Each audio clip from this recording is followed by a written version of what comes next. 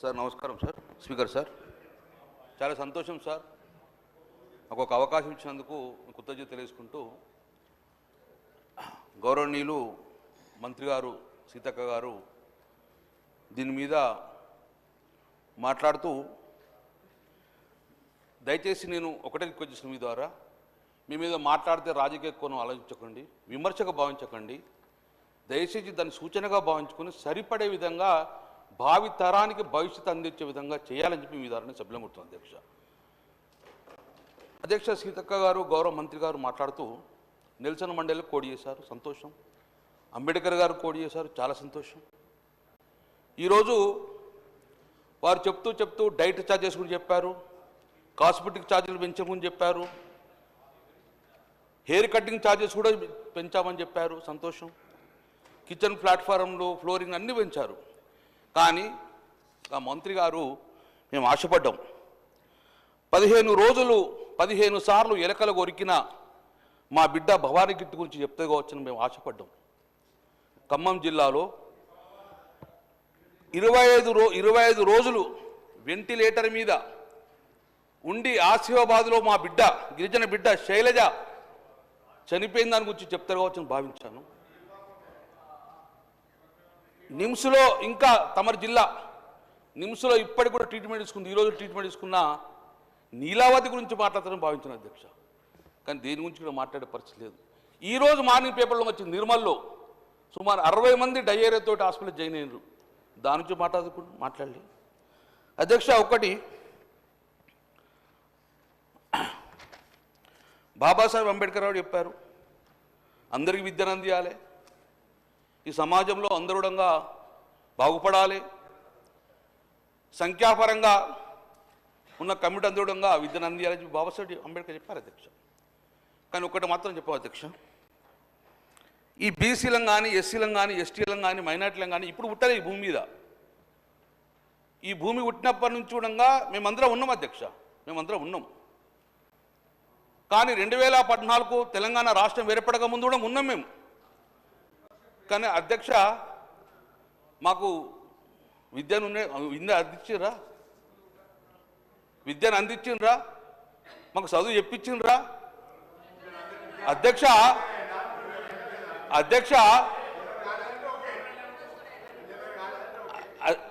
నేను తమరు ఓలేపిన ఈ రన్నింగ్ కామెంట్ చేస్తా అంటే నేను కూడా చేస్తా అధ్యక్ష.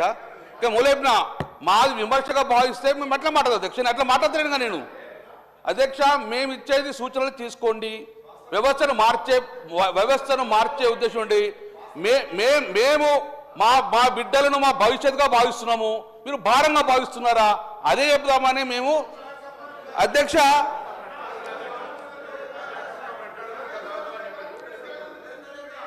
వారు జవాబు చెప్పినప్పుడు ఒక్క ప్రశ్నకు జవాబు చెప్పానండి. 2004 నుంచి 2014 దాకా మా ప్రభుత్వం అధికారంలో ఉంది అధ్యక్ష. 2000 దానికన్నా తెలుగుదేశం కూడా ఒప్పుకోవట్లేదు, వివేకానంద ఒప్పుకోవట్టుకోయే. 2004 నుంచి 14 దాకా నేను చెప్తాను. దాని తర్వాత అధ్యక్ష, ఆనాడు మా ప్రభుత్వం గ్రీన్ ఛానల్ ద్వారా మెచ్చార్జీల చెల్లింపు కావచ్చు, మిగతా పనులన్నీ చేసినాం. 2014 నుంచి 7 సంవత్సరాల బకాయి పెడితే అధ్యక్ష, మన దసరా చెరువులకు గురుకులాలు తాళాలు వేస్తే కూడా గట్టిగా చెప్పి ముద్రకిచ్చో భయపెట్టో కిరాయిలు ఇచ్చి మేము నడుపుతా ఉన్నాం. ఇవాళ మీరు అడుగుతా ఉన్నా, ఆడవాళ్ళు టీఆర్ఎస్ రాజధాని భవనం ఉన్నదంటే ఆవిడ స్కూల్ శాంక్షన్ చేసి కిరాయి కొరకు భవనాలు పెట్టిన ప్రతి ఎక్కడ మీరు సొంత భవనాలు ఏం కట్టారు? ఇలా మేము 216 స్కూల్స్కు ఇంటిగ్రేటెడ్ పాఠశాల పేరు మేము కడుతున్నాం అధ్యక్ష. మీరు చెప్తా ఉన్నారు ఇలా ఎన్నికలకు సంబంధించి అధ్యక్ష, సాక్షాత్ వాళ్ళ హరీష్ రావు గారు కాన్స్టిట్యూన్సీ సిద్దిపేటకు సంబంధించినటువంటి ఇవన్నీ కాదా? దాని తర్వాత కేటీఆర్ సంబంధించి నేను మాట్లాడుతున్నాను, ఎందుకంటే వాస్తవాలు మాట్లాడే ప్రయత్నం చేసి వారు చదువుకున్నారు. ఎప్పుడు చదువుకున్నారు? కాంగ్రెస్ హయాంలో చదువుకోలేదా? గ్రామీణ ప్రాంతం నుంచి వచ్చి కరీంనగర్ చదువుకునే అవకాశాన్ని ఎక్కడికే వచ్చింది ప్రభుత్వ అధ్యక్ష. ప్రైవేటు పాఠశాలలు మాలే, గవర్నమెంట్ పాఠశాలలు చదవలే. మీరు ఎలా ఈ పరిస్థితి నుంచి మాట్లాడితే బీసీల గురించి మాట్లాడతారు. బీసీ శాఖ మంత్రిగా బీసీలకు సంబంధించి ఏం జరిగింది ఏందో చర్చ చేయదలుచుకుంటే బరాబరు చేస్తాం. ఎస్సీ ఎస్టీ బీసీ మైనార్టీలకు సంబంధించి తప్పకుండా కాంగ్రెస్ ప్రభుత్వం స్వతంత్రం వచ్చినప్పటి నుంచి ఏడు వరకు అసలు గురుకుల కాన్సెప్ట్ ప్రారంభించింది పివి నరసింహరావు గారు. గురుకులాల కాన్సెప్ట్ తెచ్చి ఇవాళ ఈ రాష్ట్రంలో ఉన్నటువంటి తెలంగాణ పబ్లిక్ సర్వీస్ కమిషన్ చైర్మన్లు పాత ఆయన కావచ్చు, ఇప్పుడు ఉన్నటువంటి ఆ మహేందర్ రెడ్డి గారు కావచ్చు, బుర్ర వెంకటేశ్వర గారు కావచ్చు, ఇవాళ మన ఆర్థిక శాఖకు సంబంధించి వచ్చినటువంటి ఒక ప్రొడక్ట్ రామకృష్ణారావు గారు. అందరం గవర్నమెంట్ పాఠశాల అధ్యక్ష, మీకు ఏం తెలుస్తుంది? కలుపువాలా గవర్నమెంట్ స్కూల్లో చదవలే, మీరు బీసీ ఎస్సీ ఎస్టీ హాస్టల్కి సంబంధించి చదవలే, మంత్రి ఎవరున్నారు హాస్టల్కి సంబంధించి ఇప్పుడు ఎవరిష్టి నుంచి దాఖలాలు అవ్వటమట. ఈ పేపర్ కటింగ్స్ మీకు పంపిస్తే అధ్యక్ష, ఒక్కొక్కటి చెప్పదలుచుకుంటే గంట సేపు చెప్పగలుగుతాం. ఇవాళ మీరు ఒక సొంత భవనం కట్టకుండా, ₹1 మెస్ ఛార్జీలు పెంచకుండా, ₹1 వాళ్ళకి ఇయ్యనటువంటి పరిస్థితులు ఉంటే క్వాలిటీ లేని ఫుడ్ మేము ఇవాళ నేమ్స్ లాంటి హాస్పిటల్ నుంచి డైటీషియన్ల దగ్గర సలహా తీసుకొని ఆఫీసర్లంతా ఎస్సీ ఎస్టీ బీసీ మైనార్టీ వేరు కాదు, నలుగురు కూర్చొని ఒక మెనూ తయారు చేయాలని రాష్ట్రం మొత్తం ఒక మెనూ ఇచ్చి వాస్తవాలకు దగ్గరగా ఉండే విధంగా చేసినాం. గుడ్డ ₹5 ఉంటే ₹3 మీరు టెండర్ ఇస్తారు. ఓ పద్ధతి లేదు, సప్లై ఏమవుతుందో తెలియదు. ఇవాళ మీరు బట్ట కాల్చి మీద వారేసి విద్యార్థుల పేరు రాజకీయం చేస్తారు. మా ప్రభుత్వాలు అడిగింది, మీరు ఎప్పుడైనా మీ పార్టీ తరఫున సంబంధిత శాఖ మంత్రిగా ప్రభుత్వానికి ఈ అంశాలను సరిచేయండి, మేము చేయంగా కొన్ని మిగిలినవి అని ఎప్పుడన్నా సూచన చేసి అధ్యక్ష, రాజకీయం చేద్దంటారు. వారు రాజకీయం చేసుకుంటూ దీని వెనుక కుట్రకోణంగా ఉన్నటువంటి పరిస్థితి. నిన్న కూడా శాసనమండలి చర్చ జరిగింది. కొంతమంది గతంలో తిష్ట వేసుకొని కూర్చున్నటువంటి వాళ్ళు ఇలా సంస్థకు చెడ్డ పేరు తేవడం ద్వారా ప్రభుత్వానికి చెడ్డ పేరు తెచ్చేటువంటి కుట్ర జరుగుతోంది అనేటువంటి అంశాన్ని కూడా మీ ద్వారా సభ దృష్టికి తీసుకొస్తున్నాం. ఏం మాట్లాడుతూ ఉన్నారు?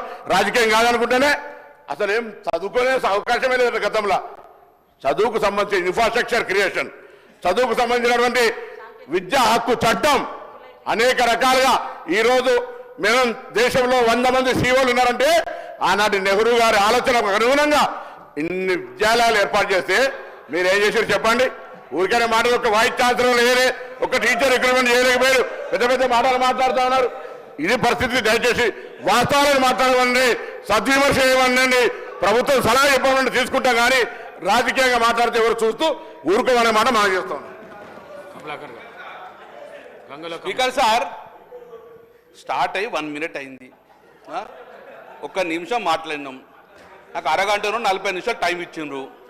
అరగంట 40 నిమిషాలు ఎన్నిసార్లు ఎత్తురో తెలియదు. మీరు 2 రోజుల ట్రైనింగ్ పెట్టిండ్రు, 2 రోజుల ట్రైనింగ్ పెట్టిండ్రు. మొదటిసారి ఎమ్మెల్యేకు ట్రైనింగ్ ఇచ్చిన అన్నారు. మీరు పార్లమెంటరీ ప్రొసీడింగ్స్ తెలివై, అసెంబ్లీ ప్రొసీడింగ్ తెలివై, మీరు అధ్యక్ష, గౌరవ మంత్రి గారు,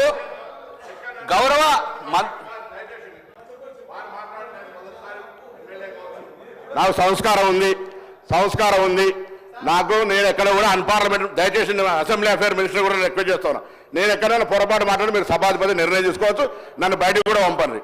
వారు మాట్లాడింది నన్ను ఆ ఉద్దేశంగా మాట్లాడితే మొదటిసారి ఎమ్మెల్యేకి ఏం తెలియదు అన్నట్ట, అజ్ఞానం అన్నట్ట, జ్ఞానం లేదన్నట్టుగా ట్రైనింగ్ రాని మీరు, ట్రైనింగ్ రాకుండా మీరు మాట్లాడుతున్నారా? ఇలా ఏం మాట్లాడుతున్నారు అధ్యక్ష? మొదటిసారి ఎమ్మెల్యేకి ఏమైతుంది? అరే పార్లమెంట్ మెంబర్ చేసిన తెలంగాణ కోసం కొట్టాడినా నీ లెక్క, నీ నాయకుడు ఉన్నాడు, చేరు పటాకు కుక్క పటక నన్నలే మిమ్మల్ని అన్నాడు తెలంగాణ చౌకుల, తెలంగాణ ఉద్యోగుల పార్టీ మారి నువ్వు ఇట్లా మాట్లాడితే అధ్యక్ష?